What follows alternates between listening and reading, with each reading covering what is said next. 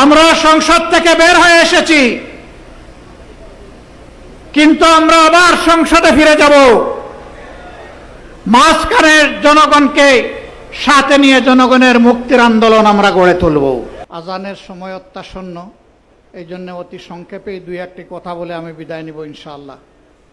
প্রথমেই আমি দোয়া করছি আল্লাহ তাআলা পক্ষ থেকে যাদের উপর আজকে এই মহান জিম্মাদারি এসেছে, কেন্দ্রীয় সভাপতি সহ তার সকল সহকর্মী এই কমিটিতে যারা আছেন, আল্লাহ তাআলা তাদেরকে যেন তাদের উপর রহম করেন এবং তাদেরকে সাহায্য করেন, যাতে করে তারা তাদের দায়িত্ব পালন করার মাধ্যমে মুক্তির এই আন্দোলনকে কাঙ্ক্ষিত লক্ষ্যের দিকে এগিয়ে নিয়ে যেতে পারে। আল্লাহ তাআলা তাদেরকে সুস্থ রাখুন এবং সকল দিক থেকেই সাহায্য করুন। আমি কৃতজ্ঞতা আদায় করছি বাংলাদেশের সমস্ত শ্রমিক সমাজের প্রতি।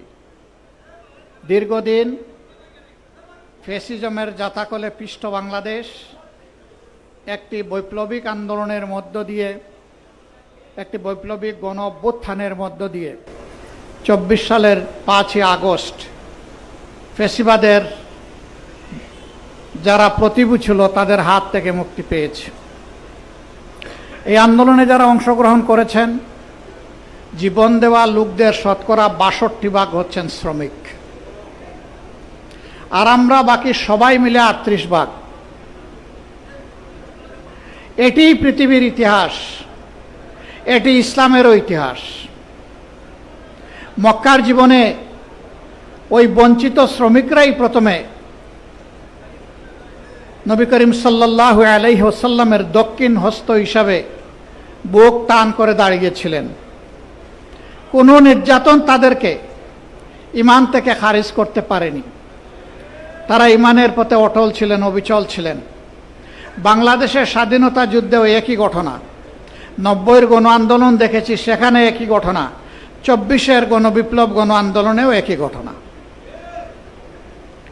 এই শ্রমিক সমাজের প্রত্যাশা, দাবি, চাহিদা রাষ্ট্রের কাছে খুবই মামুলি, কিন্তু দুঃখের বিষয় এই সামান্যটুকু চাহিদাও তাদের এখন পর্যন্ত কোনো রাষ্ট্র ব্যবস্থা, কোনো সরকারই পরিপূরণ করতে পারেনি। তার কারণ যারা রাষ্ট্র ব্যবস্থাপনায় যান তারা ওই শ্রমিকদের অঙ্গন থেকে উঠে আসেননি। তারা সোনার চামচ রূপার কাঠে হাতে নিয়ে জন্ম নিয়েছেন। তারা শ্রমিকদের দুঃখ বুঝবে কিভাবে? তাদের বেশিরভাগ ব্যবসায়ী মালিক। ব্যবসায়ী মালিক হওয়া কোনো অপরাধ নয়। ব্যবসায়ী প্রতিষ্ঠান খোলা হবে, মিল, ফ্যাক্টরি, ইন্ডাস্ট্রি চালু হবে, জনগণ সেখানে কর্মসংস্থান খুঁজে পাবে। কিন্তু তারা ওই জনগণকে বেশিরভাগ ক্ষেত্রেই মানবিক মর্যাদাটুকু দিতে ব্যর্থ হন। তাদের এই নোংরা অ্যাটিটিউডের কারণেই রাষ্ট্রীয় দায়িত্বেও যখন যান তখন একই কাণ্ড কারখানা তারা করেন। শ্রমিকদের প্রতি তারা সম্মান দেখাতে ব্যর্থ হন। আমরা শ্রেণীশত্রু খতম করার ওই স্লোগানে আমরা বিশ্বাসী নই। লাল পতাকাওয়ালারা তারা বলতো শ্রেণী সংগ্রামের মধ্য দিয়ে শ্রেণীশত্রু খতম করতে হবে। এই শ্রেণীশত্রু কারা?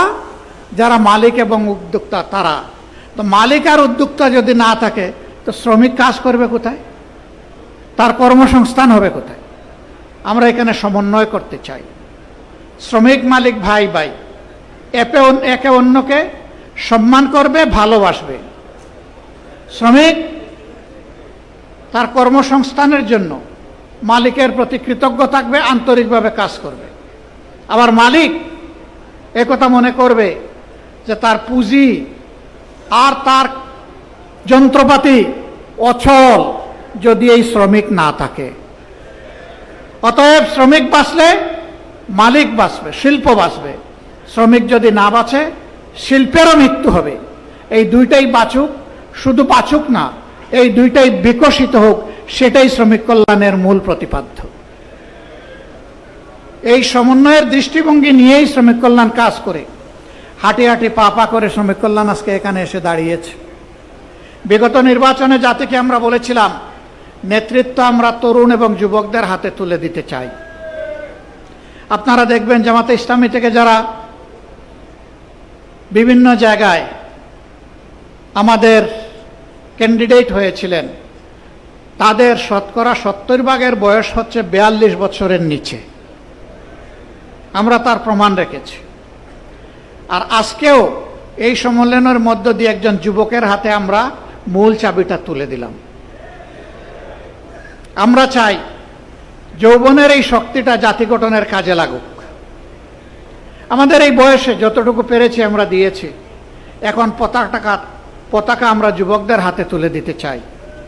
তারা এই পতাকা নিয়ে সামনে এগিয়ে যাবে ইনশাআল্লাহ। আজকের এই দিনে সরকারের কাছে আমার স্পষ্ট দাবি, শ্রমিকরাও এই সমাজের নাগরিক। ভোট শ্রমিকরাও আমাদেরকে দেয়, আপনাদেরকেও দিয়েছে। সুতরাং শ্রমিকদের সব বিষয় মালিকদের ঘাড়ের উপর ঠেলে দিবেন না। রাষ্ট্রকেও দায়িত্ব নিতে হবে। মালিকরা ইনসাফের ভিত্তিতে তাদের যা করণীয় তা করবে, বাকিটা রাষ্ট্রকে শেয়ার করতে হবে। শ্রমগণ এলাকায় কোনো বিশেষায়িত হসপিটাল নাই। দুই একটা সাধারণ হাসপাতাল থাকলেও সেইগুলা চাহিদার তুলনায় কিছুই না। আমরা দাবি করব শ্রমগণা এলাকাগুলোতে অবশ্যই মানসম্মত সাধারণ হাসপাতাল যেমন থাকবে, তেমন বিশেষায়িত হাসপাতালও সরকারকে গড়ে তুলতে হবে। এবং শ্রমিকদের চিকিৎসা সঙ্গতভাবে এর ব্যয়ভার সরকার এবং মালিক পক্ষকে শেয়ার করে বহন করতে হবে। কারণ শ্রমিকদেরকে যা বেতন ভাতা দেওয়া হয় তা দিয়ে পেটের জুগানি হয় না, চিকিৎসার খরচ বাঁচাবে কোত্থেকে।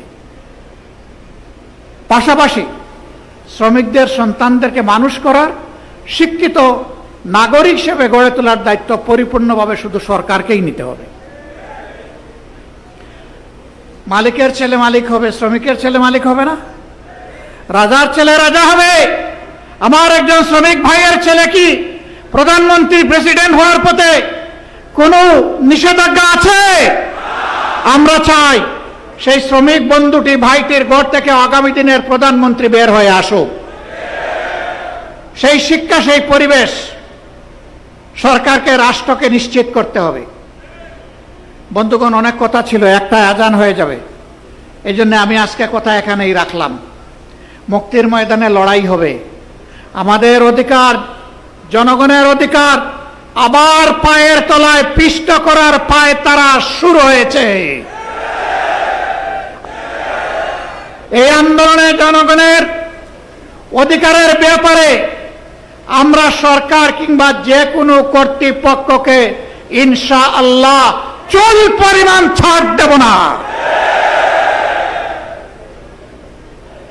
সেই আন্দোলনে অতীতের মতো গৌরবময় ভূমিকা পালন করার জন্য এগিয়ে আসার আহ্বান আপনাদের মাধ্যমে আমি গোটা শ্রমিক সমাজের কাছে রাখলাম।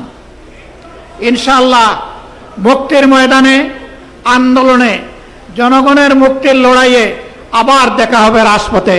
আসসালামু আলাইকুম ওয়া রাহমাতুল্লাহ। বাংলাদেশ শ্রমিক কল্যাণ ফেডারেশন জিন্দাবাদ। বাংলাদেশ জামাতে ইসলামী জিন্দাবাদ।